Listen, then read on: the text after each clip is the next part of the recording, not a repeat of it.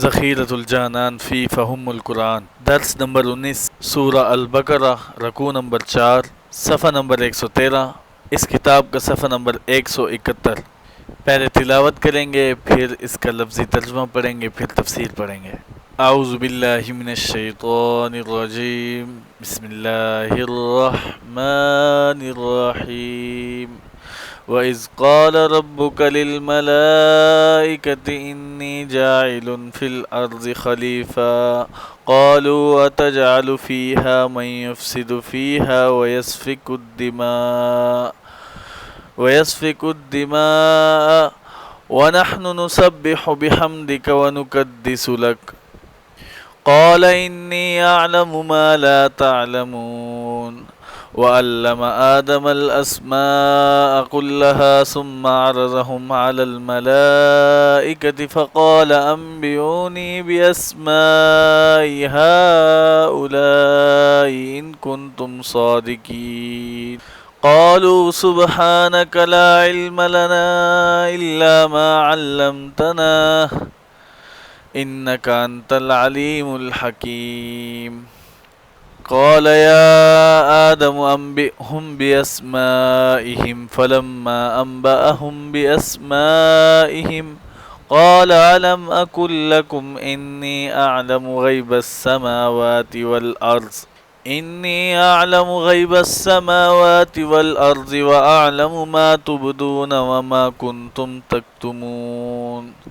وَإِذْ قُلْنَا لِلْمَلَائِكَةِ اسْجُدُوا لِآدَمَ فَسَجَدُوا إِلَّا إِبْلِيسَ أَبَى وَاسْتَكْبَرَ وَكَانَ مِنَ الْكَافِرِينَ۔ لفظی ترجمہ۔ وَإِذْ قَالَ رَبُّكَ، اور جب فرمایا تیرے رب نے، وَإِذْ قَالَ رَبُّكَ، اور جب فرمایا تیرے رب نے، لِلْمَلَائِكَةِ، فرشتوں کو، اِنِّی جَاعِلٌ، بے شک میں بنانے والا ہوں، فی الارض خلیفہ، زمین میں نائب۔ قالوا، کہا فرشتوں نے، اتجعل فیہا، کیا تو بناتا ہے اس زمین میں، من یفسد فیہا، اس کو جو فساد مچائے گا زمین میں، ویسفک الدماء، اور بہائے گا خون، ونحن نسبح بحمدک، اور ہم فرشتے تیری پاکی بیان کرتے ہیں تیری حمد کے ساتھ، وَنُقَدِّسُ لَكَ،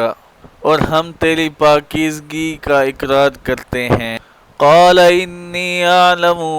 فرمایا اللہ تعالی نے بے شک میں جانتا ہوں، مَا لَا تَعْلَمُونَ، جو تم نہیں جانتے۔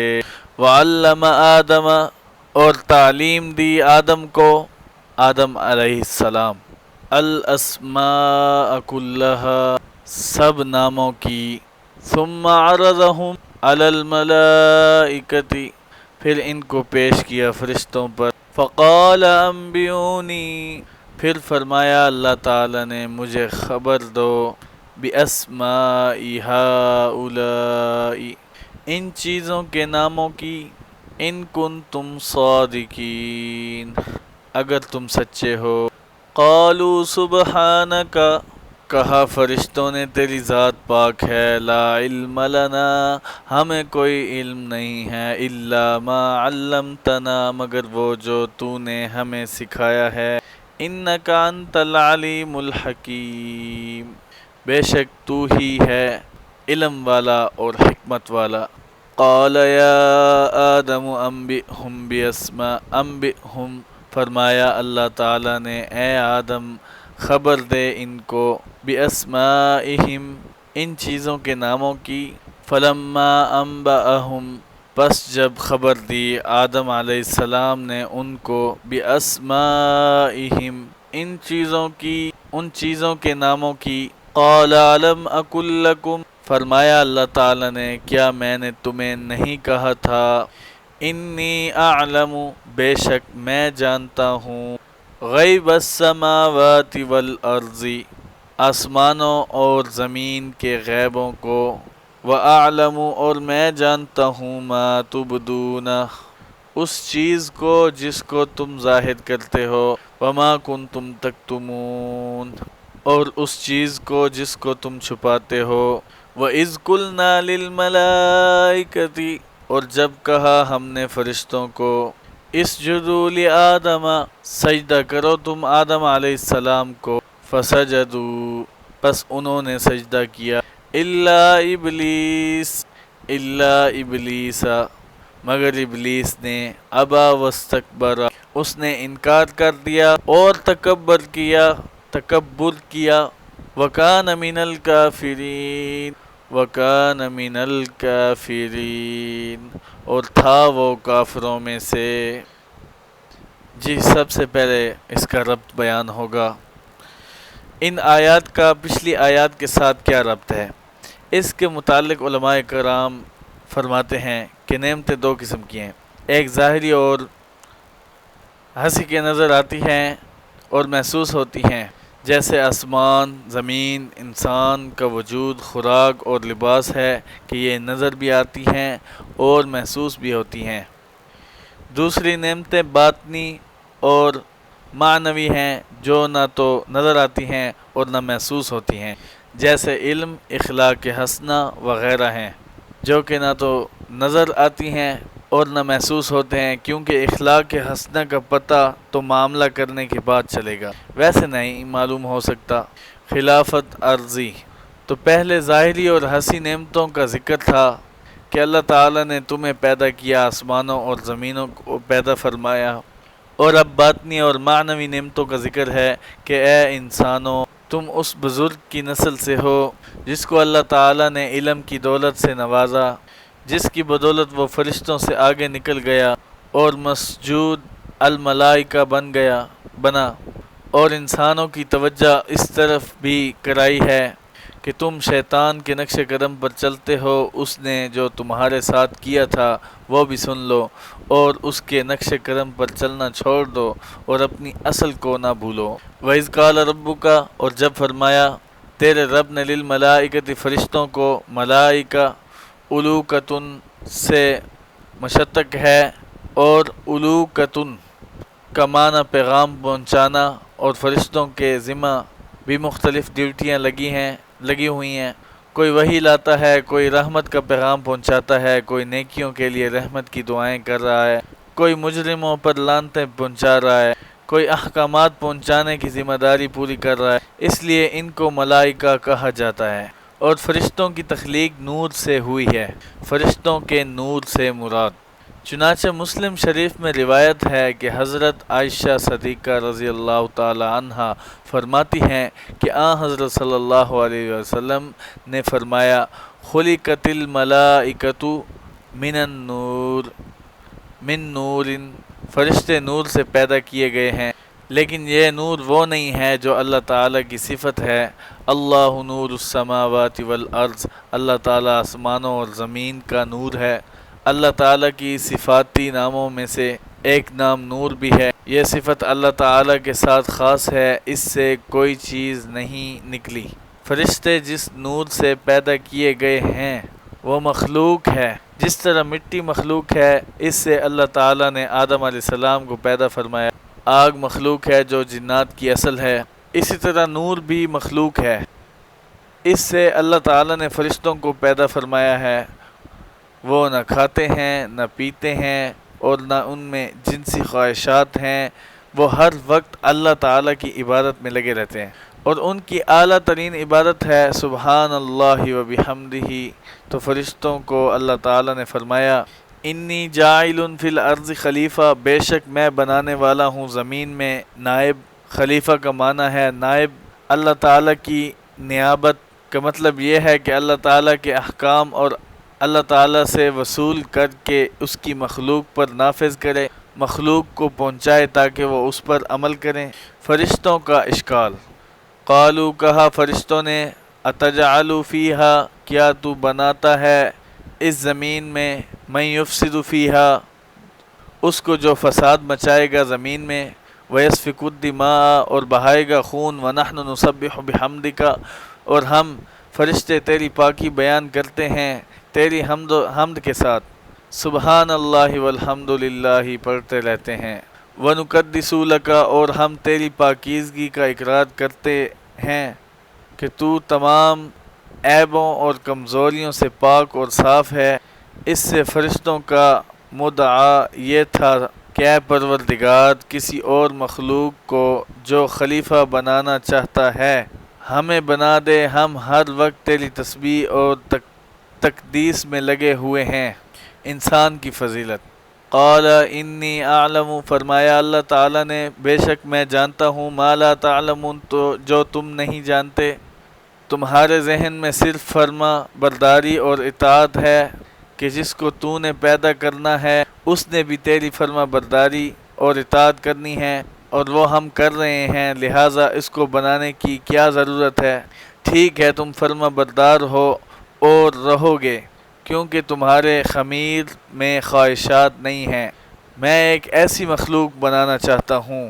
جس میں ہر طرح کی خواہشات بھی ہوں گی، لیکن اس میں ایک ایسی قابلیت اور صلاحیت ہوگی کہ وہ ان تمام خواہشات کو دبا کر میری خوشنودگی حاصل کرے گی، خوشنودی حاصل کرنے کے لیے فرما بردار رہے گی۔ اس بات کا تم نہیں جانتے، میں جانتا ہوں، اور اس وجہ سے انسان کو فرشتوں پر فضیلت حاصل ہے کہ فرشتے لمبی راتوں میں بھی ساری رات سبحان اللہ و بحمدہ پڑھتے رہتے ہیں۔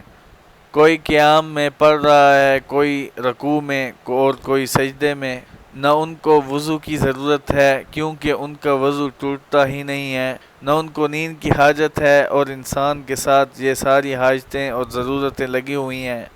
پھر وہ فرما بردار ہے اس لیے کہ اس کی عبادت کا درجہ فرشتوں کی عبادت سے زیادہ ہے۔ مسلم شریف میں حدیث ہے حضرت عثمان بن عفان رضی اللہ تعالیٰ عنہ سے کہ حضرت صلی اللہ علیہ وسلم نے فرمایا، جس نے عشاء کی نماز جماعت کے ساتھ پڑھی اور پھر فجر کی نماز جماعت کے ساتھ پڑھی تو یوں سمجھو کہ اس نے ساری رات عبادت میں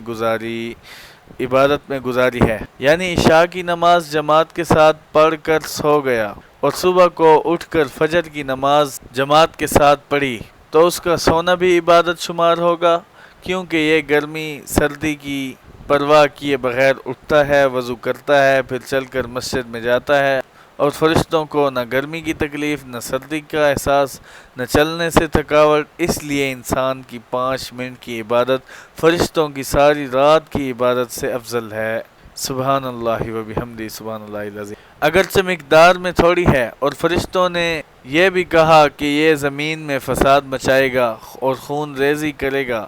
فرشتوں کے اشکال کی وجہ، تو سوال یہ پیدا ہوتا ہے کہ اس چیز کا فرشتوں کو کس طرح پتہ چل گیا؟ غیب کا علم تو اللہ تعالیٰ کے سوا کسی کو نہیں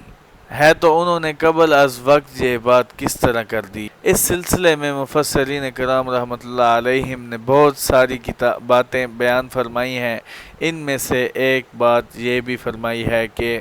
نمبر 1، آدم علیہ السلام کی تخلیق سے 2000 سال پہلے زمین میں جنات کی حکومت تھی اور وہ قتل و غارت اور فساد وغیرہ سب کچھ کرتے تھے، تو ان پر قیاس کرتے ہوئے کہ جو ان کی جگہ آ رہے ہیں یہ بھی وہی کچھ کریں گے، گویا کہ فرشتوں نے ایک نوع کا دوسرے نوع پر قیاس کیا، قاسا احدن نوعینی علی الآخری، انہوں نے ایک نوع کا دوسری نوع پر قیاس کیا۔ نمبر 2، اور اس کے جواب میں دوسری بات یہ فرمائی ہے کہ لفظ خلیفہ سے انہوں نے یہ سمجھا کہ حاکم اور خلیفہ کی ضرورت وہاں پڑتی ہے جہاں جھگڑا ہو، فتنہ فساد ہو، اور جہاں جھگڑا فساد نہ ہو وہاں خلیفے کی ضرورت نہیں ہوتی ہے۔ چنانچہ ساری جنت میں بھی ایک بھی تھانے دار نہیں ہوگا۔ سبحان اللہ سبحان اللہ، ایک بھی تھانے دار جنت میں نہیں ہوگا۔ اور تیسری بات یہ فرمائی ہے کہ فرشتوں نے لوح محفوظ میں دیکھا تھا، کیونکہ جب سے دنیا بنی ہے اس وقت سے لے کر قیامت تک جو کچھ ہونے والا ہے لوح محفوظ میں اللہ تعالیٰ نے سب کچھ لکھ دیا ہے کہ فلاں یہ کرے گا، فلاں یہ کرے گا، فلاں یہ کرے گا، تو اس کے ذریعے فرشتوں کو معلوم ہوا کہ آنے والی مخلوق یہ کچھ کرے گی۔ ملائکہ لمقربین نے لوح محفوظ کو دیکھا تھا، اور جو کچھ اللہ تعالیٰ نے لکھا تھا اور فرشتوں نے پڑھا تھا وہ سب کچھ ہو رہا ہے۔ اس وقت فتنے عروج پر ہیں اور جوں جوں قیامت کے قریب آئے گی فتنے زیادہ ہوں گے، کیونکہ حضرت صلی اللہ علیہ وسلم کی پیشن گوئی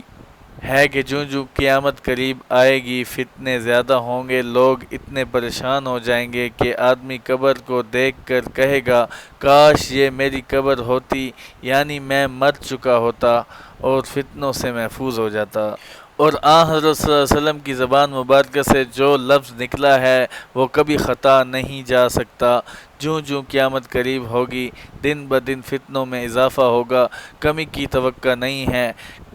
کمی تب ہوگی جب امام مہدی علیہ السلام تشریف لائیں گے اور ان کی کنائی کریں گے، بدمعاش ختم ہوں گے اور اللہ والے کوستوں سے باہر نکل آئیں گے۔ تو فرشتوں نے کہا اے پروردگار، تو ایسے کو بنانا چاہتا ہے جو زمین میں فساد مچائے گا اور خون ریزی کرے گا۔ اللہ تعالیٰ نے فرمایا بے شک میں وہ جانتا ہوں جو تم نہیں جانتے، بے شک ان میں ایسے بھی ہوں گے مگر بے شمار ان میں نیک بھی ہوں گے۔ انقلاب روس اور استقامت دین۔ پہلے زمانے تو خیر کے تھے، ہر طرف نیک لوگ تھے، مگر اس زمانے میں بھی زمین کے ہر کونے میں نیک لوگ موجود ہیں، اور انہوں نے مظالم کو برداشت کر کے بھی ایمان بچایا ہے اور اسلام کا تحفظ کیا ہے۔ روسی انقلاب کو ہی دیکھ لو کہ انہوں نے اسلام پر پابندی لگا دی۔ 70 سال تک روسی مظالم نے لوگوں کو ذہن مسخ کیے، حکومت سے منظوری لیے بغیر نومولود بچے کا نام کوئی نہیں رکھ سکتا تھا کہ کوئی مسلمانوں والا نام نہ رکھ دے کہ بڑا ہو کر اس کو معلوم ہو جائے کہ ہم مسلمان ہیں۔ اس حد تک پابندیاں تھیں، اس کے باوجود وہاں لوگوں نے تہہ خانوں میں چھپ کر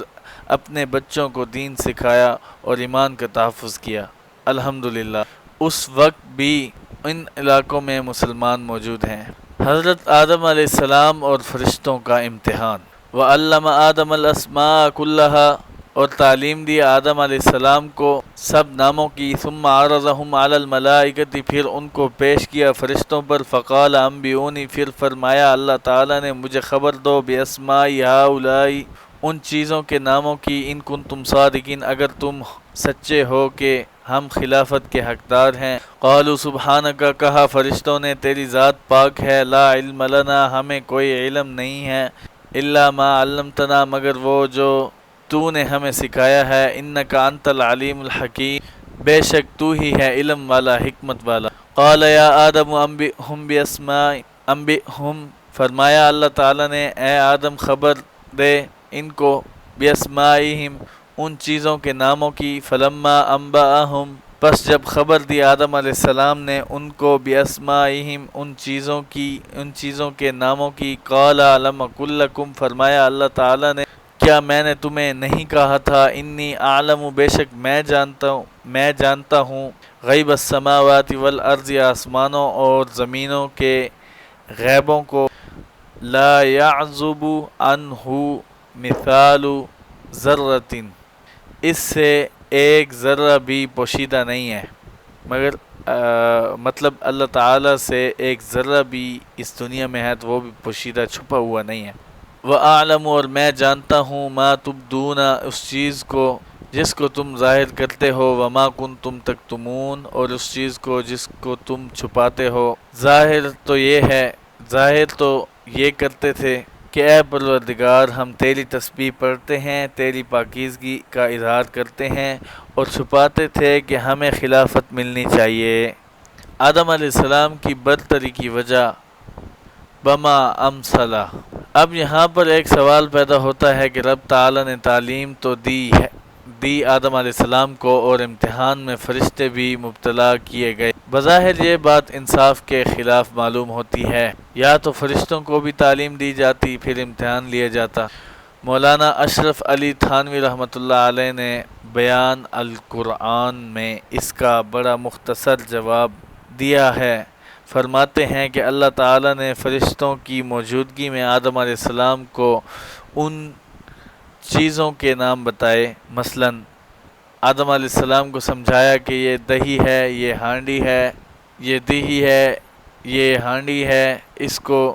چمچہ کہتے ہیں، یہ نمک ہے، اس کو ہلدی کہتے ہیں، یہ مرچ ہے، وغیرہ وغیرہ۔ تو جب آدم علیہ السلام کو نام بتائے فرشتے وہاں موجود تھے، مگر وہ سمجھ نہ سکے کیونکہ یہ چیزیں ان کی ضرورت کی نہیں تھیں، اور آدم علیہ السلام سمجھ گئے کیونکہ یہ چیزیں ان کی ضرورت کی تھیں۔ پھر حضرت تھانوی رحمۃ اللہ علیہ فرماتے ہیں کہ اس کو اس طرح سمجھو کہ جیسے کوئی استاد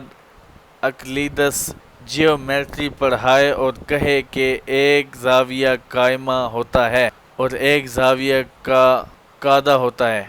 ایک شکل خماسی ہوتی ہے اور ایک مربع ہوتی ہے، ایک مثلث ہوتی ہے اور ایک مسدس ہوتی ہے۔ یہ وہی سمجھیں گے جن کو اس سے کچھ نسبت ہوگی۔ وہاں بیٹھے ہوئے عوام بیچارے کیا سمجھیں گے کہ زاویہ کیا ہوتا ہے اور مثلث کیا ہوتی ہے اور مربع کیا ہوتا ہے۔ اسی طرح فرشتے بھی نہ سمجھ سکے کیونکہ ان کا ان چیزوں کے ساتھ کوئی تعلق نہیں تھا۔ نمبر 3، یا اس طرح سمجھو کہ جس آدمی کو پشتوں کے ساتھ تعلق نہ ہو وہ عبد الرحمن بابا کے شعر کو نہیں سمجھ سکتا۔ صبح سرحد میں ایک بہت بڑے بزرگ گزرے ہیں، عبد الرحمن بابا، یہ بڑے اونچے درجے کے اشعار بولتے تھے۔ ان کا دیوان بھی پشتو زبان میں بڑا مشہور ہے۔ وہ فرماتے ہیں: مارچا سوریلا ورشی حلا سمشی تو پگور ڈڈے تسم شولے رحمانہ ہا۔ اب جن کو پشتو کے ساتھ تعلق ہے اور پشتو جانتے ہیں تو وہ سمجھ گئے ہوں گے، اور جن کو تعلق نہیں ہے وہ نہیں سمجھ سکے۔ بابا جی فرماتے ہیں کہ سانپ جب بل میں داخل ہوتا ہے تو بالکل سیدھا ہو کر داخل ہوتا ہے۔ اے عبد الرحمن، تو مرنے کے قریب ہو گیا ہے، قبر کے قریب ہو گیا ہے، اور تیرے بل نہیں نکلے جو دنیا سے عشق و محبت کے بل تیرے بدن میں ہیں۔ تو انہوں نے تصوف کی بہت بلند بات فرمائی ہے، اور یاد رکھنا جو صحیح تصوف ہے اس کے بغیر بھی مسلمان کو چارہ نہیں ہے۔ نفس کا تزکیہ کرنا، اخلاق حسنہ کو اخذ کرنا بڑی چیز ہے، مگر آج کے دور میں اس کو سمجھنا خاصاً مشکل ہے۔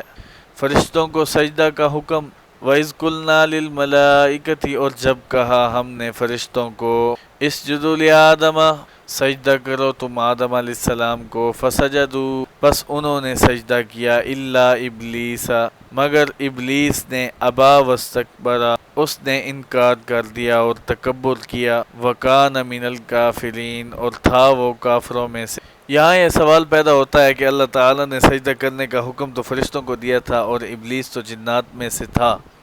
کان من الجنی، تو اس کے متعلق کیوں فرمایا کہ اس نے انکار کر دیا اور تکبر کیا؟ تو جب اس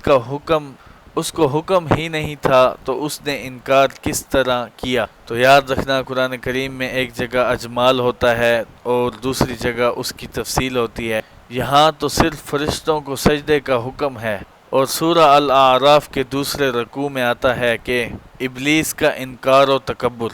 یا ابلیس ما منعک اللہ تسجد اذ امرتک، اے ابلیس تجھے کس نے منع کیا سجدہ کرنے سے جب میں نے تجھے حکم دیا؟ تو اس سے معلوم ہو گیا کہ ابلیس کو بھی سجدہ کرنے کا حکم تھا۔ اے ابلیس تجھے کس نے منع کیا سجدہ کرنے سے جب میں نے تجھے حکم دیا؟ تو اس سے معلوم ہو گیا کہ ابلیس کو بھی سجدہ کرنے کا حکم تھا، مگر اس نے انکار کر دیا، اور فرشتوں نے اللہ تعالیٰ کے حکم پر عمل کیا، اور فسجد الملائکۃ کلہم اجمعون، پس تمام فرشتوں نے اکٹھے سجدہ کیا، جس طرح جماعت میں امام کے پیچھے سارے مقتدی اکٹھے رکوع سجود کرتے ہیں، کیونکہ اجمعون کا لفظ ہے جو کہ یہ بتا رہا ہے کہ سب نے اکٹھا سجدہ کیا، اور کیا بھی تمام فرشتوں نے، ایسا نہیں ہے کہ بعضوں نے کیا ہو اور بعضوں نے نہ کیا ہو، کیونکہ کلہم کا لفظ بتا رہا ہے کہ کوئی فرشتہ اس حکم سے خارج نہیں ہے، تو تمام فرشتوں نے سجدہ کیا اور ابلیس نے نہ کیا۔ اور جب اللہ تعالیٰ نے کہا تو نے سجدہ کیوں نہیں کیا، تو کہنے لگا انا خیر منہ خلقتنی من النار خلقتنی من نار وخلقتہ من طین، میں اس سے بہتر ہوں، مجھے تو نے آگ سے پیدا کیا ہے، آگ میں شعلہ اور بلندی ہے، اور اس کو تو نے مٹی سے پیدا کیا ہے جو پاؤں کے نیچے کچلی جاتی ہے، اس کو میں کیوں سجدہ کروں۔ اور دوسرے مقام پر کہنے لگا اسجد لمن خلقت طینا، کیا میں اس کو سجدہ کروں جس کو تو نے مٹی سے پیدا کیا ہے۔ اس سے یہ بھی معلوم ہو گیا کہ سب سے پہلے بشر کو حقیر سمجھنے والا ابلیس ہے۔ 15ویں پارے میں ہے، کہنے لگا ارأیتک ھذا الذی کرمت، یہ وہ ہے جس کو تو نے میرے اوپر فضیلت دی ہے، رب تعالیٰ کے ساتھ طعن بازی کی ہے، جیسے عورتیں لڑتی ہیں تو طعنے دیتی ہیں، اور بشر کی تعریف اور تعظیم سب سے پہلے فرشتوں نے کی ہے۔ بشر کا مقام بہت بلند ہے، لہٰذا اے انسانوں تم مسجود الملائکہ کی نسل سے ہو، اور حضرت آدم علیہ السلام کو فرشتوں پر جو فضیلت حاصل ہوئی تو علم کی وجہ سے ہوئی، تو اللہ تعالیٰ نے تمہیں معنوی اور روحانی فضیلت عطا فرمائی ہے، اس کو یاد رکھو اور اعمال صالحہ کرو، واللہ الموفق۔ اللہ تعالیٰ آپ کو جزائے خیر دے۔ تو یہ جو ہے